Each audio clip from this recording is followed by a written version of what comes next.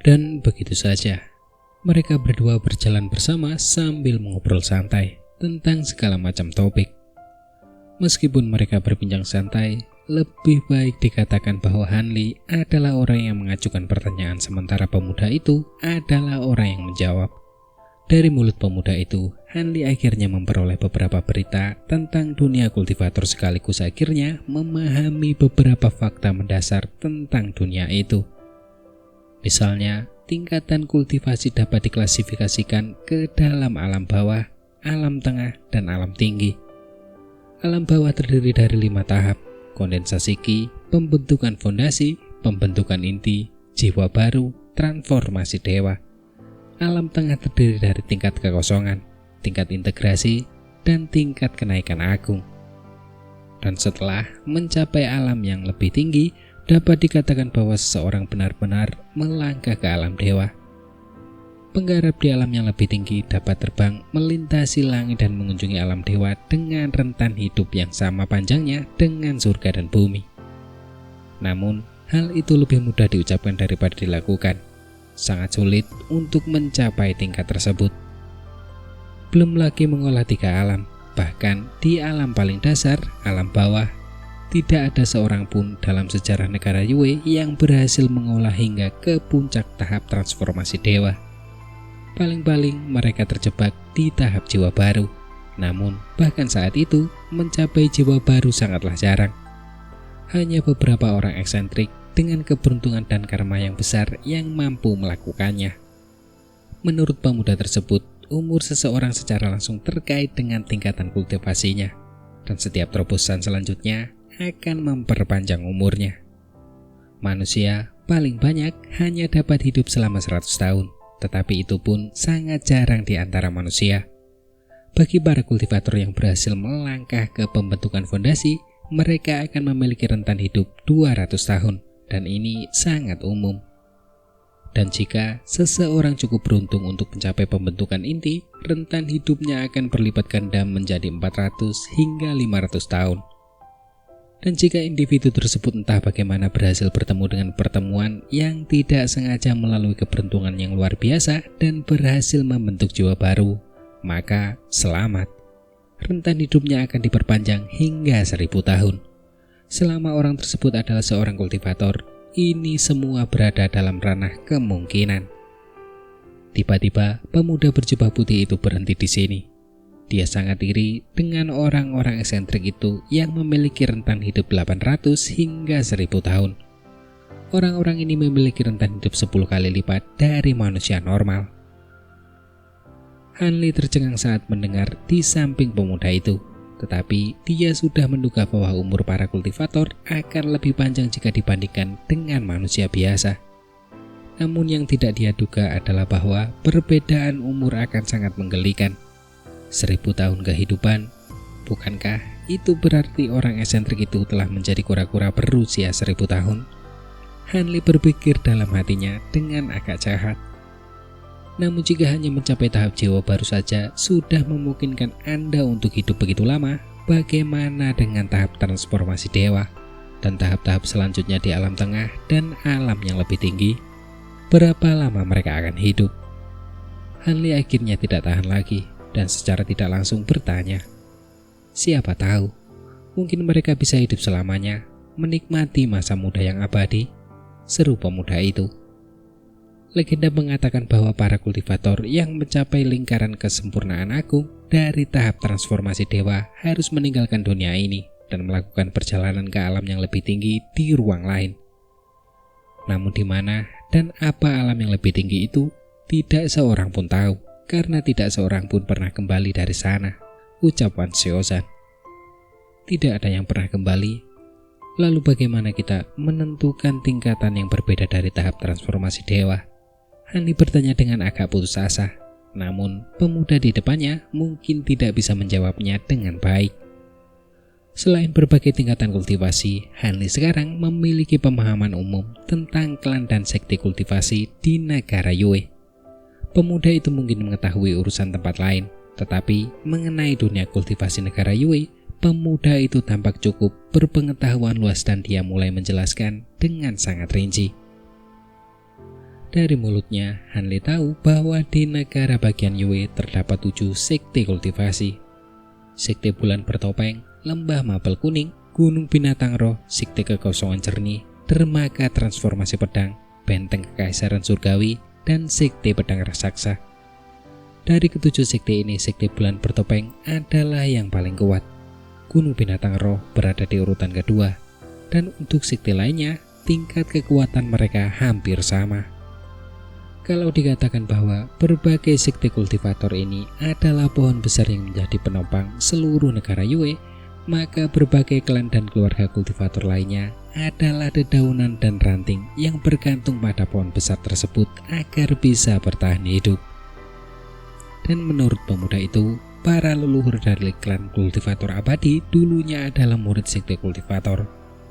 Garis keturunan para murid sekte akhirnya mengalir keluar dari generasi ke generasi dan perlahan-lahan menjadi klan kultivator. Jadi, dari sini dapat dikatakan bahwa semua kultivator memiliki sesuatu yang disebut akar spiritual. Akar spiritual, apa sebenarnya akar spiritual itu? Bahkan para kultivator immortal tidak tahu segalanya tentang akar spiritual. Tetapi yang mereka tahu adalah bahwa jika seseorang tidak memiliki akar spiritual, orang tersebut tidak dapat bercita-cita untuk menapaki jalan kultivasi. Lagi pula, jika seseorang tidak memiliki akar spiritual, bagaimana ia dapat menyerap ki spiritual? Dan jika ki spiritual tidak dapat diserap, bagaimana ia dapat menjadi seorang kultivator abadi? Tentu saja, mereka yang terlahir dengan akar spiritual sangat langka di antara rakyat jelata.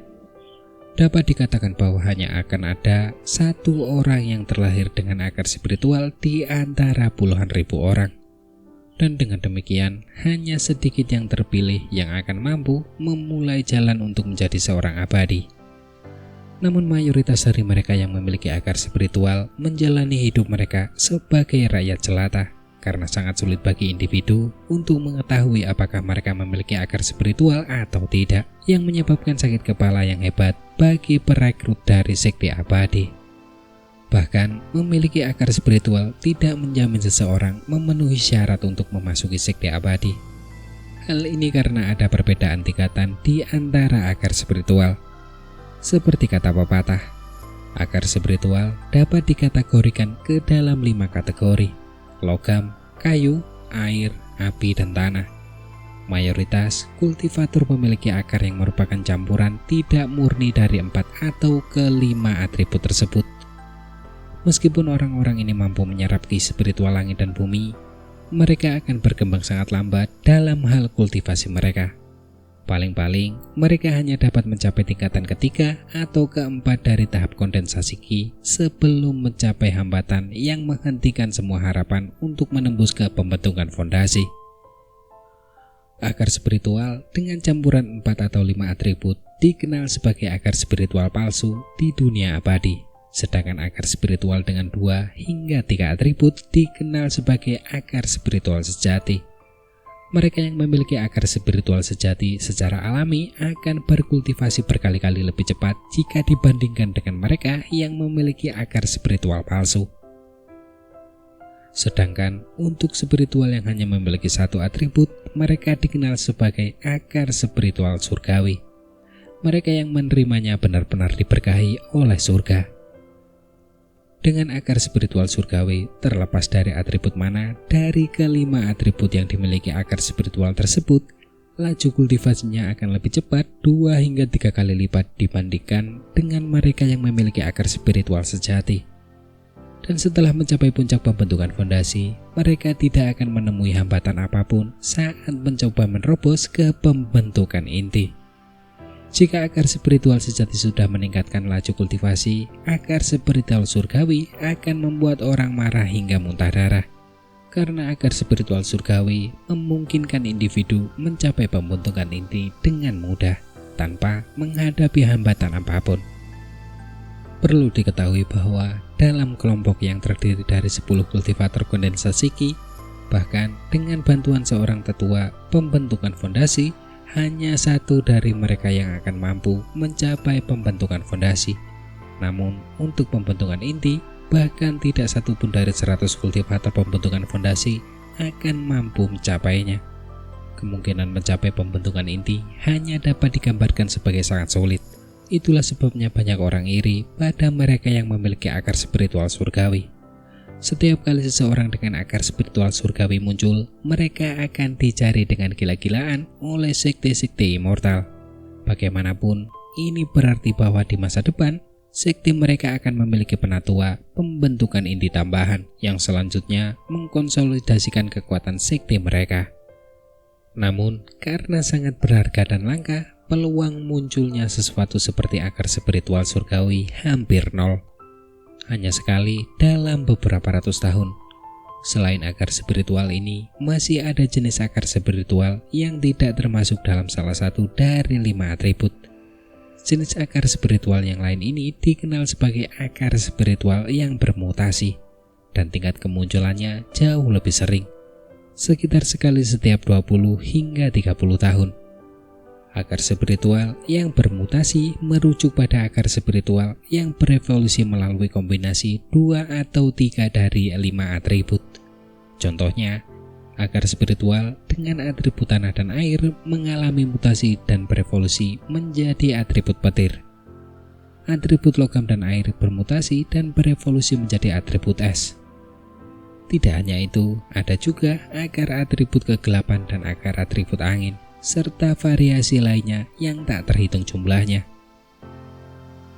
Bagi individu yang memiliki akar spiritual bermutasi, meskipun mereka masih akan menemui hambatan saat mencoba melangkah ke formasi inti, kecepatan kultivasi mereka kira-kira sama dengan mereka yang memiliki akar spiritual surgawi. Lebih jauh lagi, jika mereka yang memiliki akar spiritual bermutasi mampu menemukan seni kultivasi yang sesuai dengan atribut mereka tidak diragukan lagi akan menjadi yang terkuat di antara generasi mereka, yang mampu melawan 3 hingga 4 kultivator pada tingkat kultivasi yang sama. Hasilnya, mereka yang memiliki akar bermutasi juga sangat disambut oleh sekte abadi. Akan tetapi, bahkan menemukan individu dengan akar spiritual sejati pun merupakan hal yang menyulitkan bagi rekrutan sekte abadi. Apalagi akar spiritual surgawi dan akar spiritual yang bermutasi. Itu karena mustahil bagi perekrut immortal untuk masuk ke setiap sudut gang, menuntut orang untuk menyerahkan anak-anak mereka untuk diuji.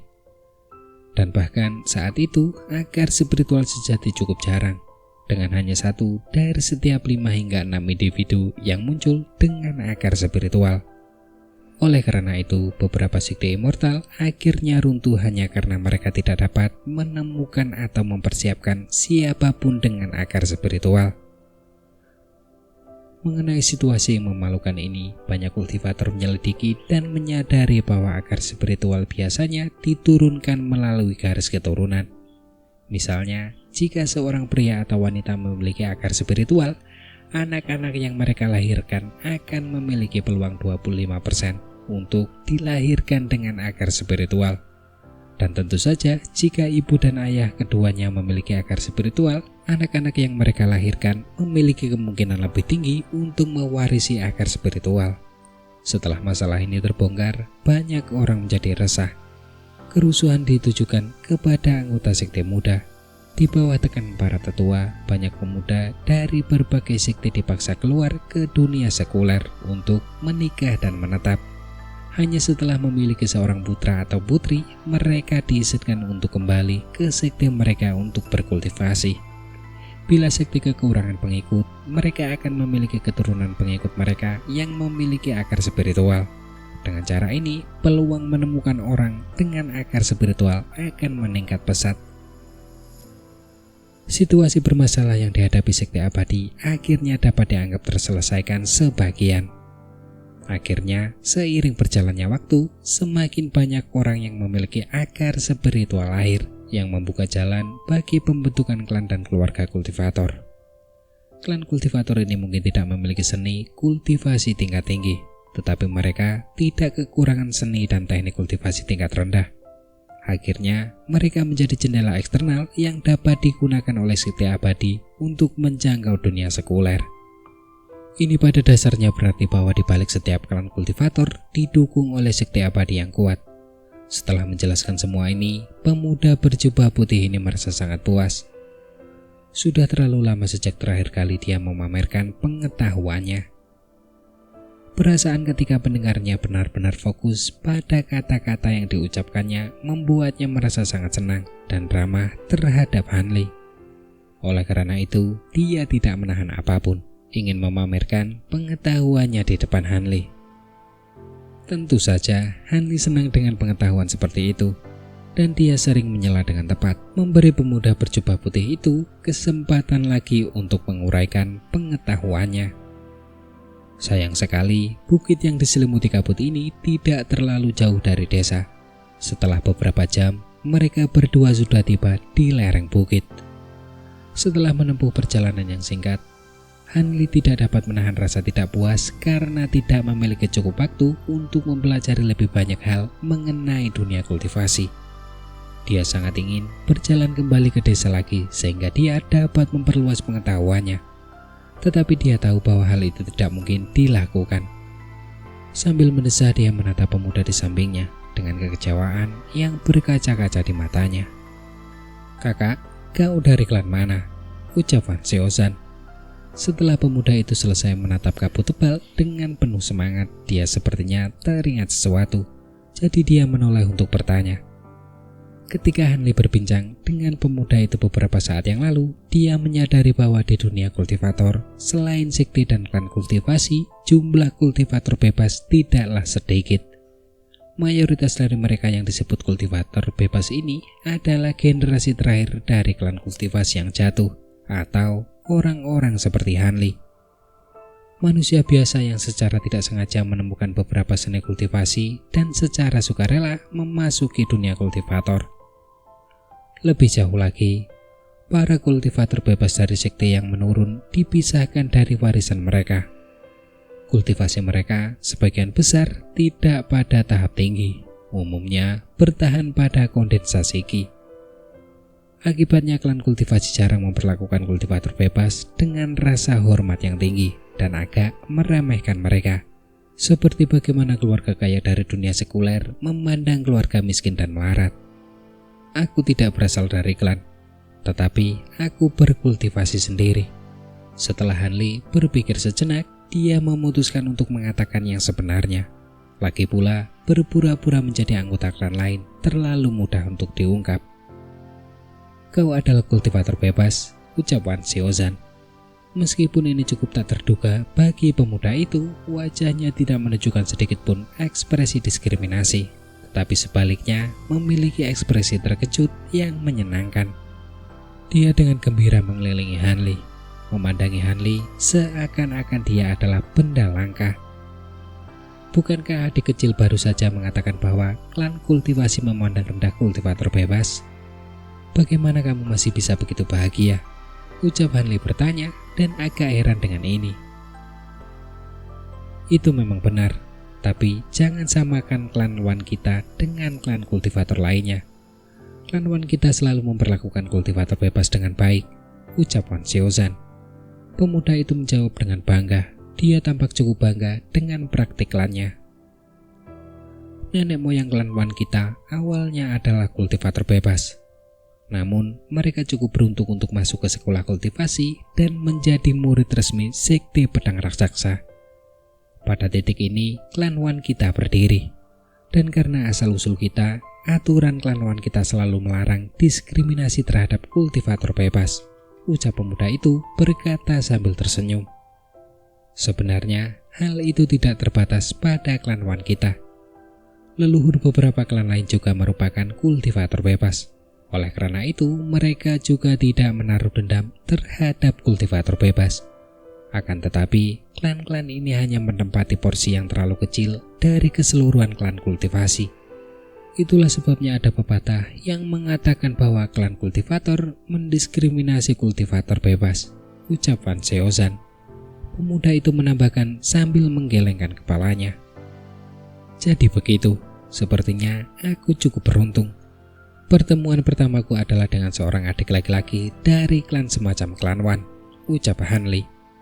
Setelah Hanli mendengar tanggapan pihak lain tentang identitasnya sebagai seorang kultivator bebas, dia agak melonggarkan kewaspadaannya di sekitar pemuda itu. Namun, selama perjalanan ini, Anda telah menanyakan begitu banyak hal yang umum diketahui di dunia kultivator. Mungkinkah saudara ini adalah seorang kultivator baru yang baru saja meninggalkan gunung? Ucap Wan Xiaozan. Pemuda itu mengalihkan pandangannya, mengatakan hal ini dengan kesadaran yang tiba-tiba. Tidak diketahui mengapa ia tiba-tiba menjadi cerdas. Ketika Hanli mendengar ini, wajahnya sedikit tersenyum, dan dia menggunakan tangannya untuk menepuk bahu pemuda itu.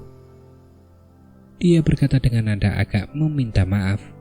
Aku tidak bermaksud untuk menipu adik kecil, tetapi aku baru saja memasuki dunia kultivasi, dan aku punya beberapa keraguan, ucap Hanli. Baiklah, tidak masalah. Aku tidak keberatan. Namun, kakak ini harus memberitahuku namamu. Di masa depan, kamu harus langsung memanggilku Xiaozan. Aku tidak keberatan, ucap pemuda itu. Wan Xiaozan jelas merupakan tipe orang yang akrab, mengatakan ini tanpa mempedulikan dunia. Aku Hanli, aku benar-benar baru saja memasuki dunia kultivasi. Aku harap saudara Xiaozan akan menjagaku, ucap Hanli. Kesan Hanli terhadap Wan Xiaozan cukup baik, menyebabkan nada bicaranya menjadi jauh lebih ramah. Tidak masalah, jika ada sesuatu yang tidak dipahami oleh kakak Han, jangan ragu untuk bertanya. Siapa yang mengira bahwa aku Wan Xiaozan akan mengajari orang lain, kata Wan Xiaozan dengan bangga.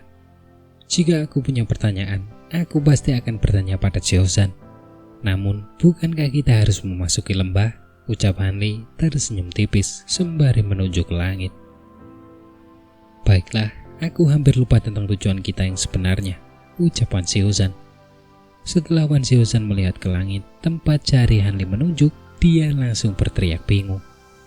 Pemuda itu sibuk mencari dirinya sendiri cukup lama sebelum akhirnya mengeluarkan jimat kertas dari dadanya.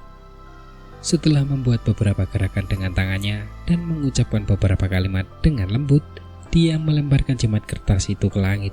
Jimat itu berubah menjadi seberkas api yang meledak ke dalam kabut tebal dan tidak lagi terlihat.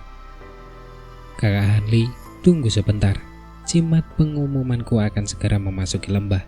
Orang-orang di lembah akan melepaskan mantra dan membimbing kita ke sana, ucap Wan Xiaozan. Setelah pemuda itu melihat Hanli agak terpesona ke arah api itu menghilang, dia dengan cepat menjelaskan. Hanli menganggukkan kepalanya menunjukkan pemahamannya. Kakak Hanli, dalam kunjungan ke lembah selatan besar ini, pastinya kamu membawa banyak barang untuk ditukarkan, bukan? Bisakah kamu memberitahuku? Jangan merasa malu. Adik kecil ini akan mengatakan apa yang dia bawa terlebih dahulu, ucap Wan Xiaozan. Aku membawa selusin jimat kertas kosong tingkat rendah, 2 jimat tembus pandang tingkat rendah, 2 jimat bumi pelarian tingkat rendah, 1 jimat petir cepat tingkat menengah, selusin jimat peluru es tingkat rendah, 1 batang besi sumber, sebotol sinabar besar, seikat kumis dari binatang iblis kucing berekor 3, dan juga tanaman obat, ucap pemuda itu. Wan Xiaozan tidak memperhatikan Hanli yang tercengang saat dia bergumam dan menghitung jarinya, menyebutkan persediaan barang-barangnya. Selesai, sekarang giliran kakak Han yang berbicara. Kakak, kenapa kulitmu pucat sekali? Anak muda itu berkedip. Dia menatap Hanli, tidak mengerti mengapa Hanli tidak bisa berkata apa-apa. Jangan bilang kalau masuk ke lembah selatan besar, aku harus menyiapkan barang terlebih dahulu, ucap Hanli. Raut wajah Hanli tampak tidak sedap dipandang. Tidak ada aturan seperti itu, Wan Xiaozan menjawab dengan lugas. Mendengar ini, raut wajah Hanli langsung membaik. Namun, mereka yang datang ke lembah selatan besar saat ini pasti berpartisipasi dalam pertemuan selatan besar. Siapa yang tidak akan membawa barang? Ini hanya terjadi sekali setiap 5 tahun. Kesempatan ini adalah untuk kita generasi muda Provinsi Lan untuk mendirikan acara perdagangan, terutama untuk majelis kenaikan abadi yang akan diadakan Provinsi Lan kita sebulan dari sekarang. Mereka yang datang untuk berpartisipasi dalam pertemuan kecil selatan besar sangat banyak. Mungkinkah kakak tidak datang untuk mengambil bagian dalam pertemuan kecil lembah selatan besar yang terkenal itu? Ucap pemuda itu berkata dan sedikit terkejut. Dia menatap Hanli dengan tatapan kurang percaya diri. Hanli tersenyum pahit. Saudara Xiaozan, saya benar-benar tidak tahu bahwa tempat ini akan mengadakan pertemuan besar selatan. Saya hanya mengetahui secara tidak sengaja bahwa tempat ini menampung para kultivator lain. Saya datang untuk mencari teman, tidak lebih. Bagaimana saya bisa menyiapkan beberapa barang secara khusus sebelumnya? Ucap Hanli berkata tanpa daya sambil merentangkan tangannya. Jadi, begitukah? Itu sangat disayangkan. Kakak Hanli tidak punya pilihan selain menyanyiakan kesempatan emas ini. Kau harus tahu bahwa tidak ada kesempatan bagi mereka yang kekurangan barang dan material. Ucapan Xiaozan berkata dengan wajah penuh belas kasihan, berulang kali mendesah pada Hanli. Namun, aku tidak bisa mengatakan bahwa aku tidak punya apapun yang tidak bisa aku perdagangkan. Paling tidak, apakah aku tidak punya 2 jimat ini? Pikir Hanli mengejek dirinya sendiri. Pada saat ini, kabut tebal di depan mereka berdua tiba-tiba terbelah, seolah-olah seseorang telah memotongnya dengan pisau, menciptakan jalan kecil yang dapat dilalui 2 orang bahu-membahu. Dengan sekali pandang, orang tidak dapat melihat ujung jalan kecil lainnya, yang tampaknya cukup jauh. Baiklah, ayo berangkat, ucapan Xiaozan. Pemuda itu menatap Hanli dengan wajah masam namun bahagia, sebelum dengan gembira bergegas masuk terlebih dahulu dan menghilang ke jalan. Hanli mengamati jalan kecil itu dengan seksama dengan acuh tak acuh sejenak. Sebelum melangkah masuk dengan langkah mantap, ia melangkah dengan tenang dan tidak tergesa-gesa. Jalan itu kelihatannya cukup panjang, tetapi setelah berjalan beberapa saat, dia pun sampai di ujungnya. Begitu Hanli keluar dari jalan setapak, sesuatu tiba-tiba terungkap di hadapannya. Sebuah lembah hijau subur yang jarang terlihat. Lembah itu tertutup dari 3 sisi oleh pegunungan. Satu-satunya jalan masuknya adalah sisi gunung yang tertutup kabut tebal tempat Hanli awalnya masuk. Seluruh wilayah ini cukup luas, tidak kurang dari 16 hektar. Di bagian tengah terdapat area berbakar besar dengan pavilion istana Giok tempat orang-orang berpakaian aneh keluar masuk. Di depan pavilion terdapat alun-alun batu biru yang luas yang ditempati oleh banyak orang yang menyerupai pedagang kecil. Seluruh alun-alun itu dipenuhi dengan kios-kios pedagang kecil. Dari waktu ke waktu ia akan melihat 1 atau 2 orang berdesakan di depan sebuah setan. Mereka akan melihat beberapa hal atau mungkin mengajukan beberapa pertanyaan dengan lembut, tetapi Hanli jarang melihat siapapun yang mencapai kesepakatan. Melihat ini, Hanli tak kuasa menahan nafas dalam-dalam. Ini adalah dunia para kultivator. Semua orang di sini adalah kultivator. Melihat begitu banyak kultivator sekaligus membuat Hanli agak linglung. Hanli mengelengkan kepalanya pelan, menenangkan pikirannya sejenak. Ia terus mengingat dirinya sendiri bahwa ia ingin memasuki dunia yang sebelumnya tak terbayangkan. Orang-orang di sini kemungkinan besar dapat melenyapkannya dengan mudah. Ia harus lebih berhati-hati dan tenang. Dengan pemikiran ini, Hanli menoleh untuk melihat jalan setapak yang kini telah sepenuhnya menghilang dan mengangkat kakinya untuk berjalan menuju panggung terang.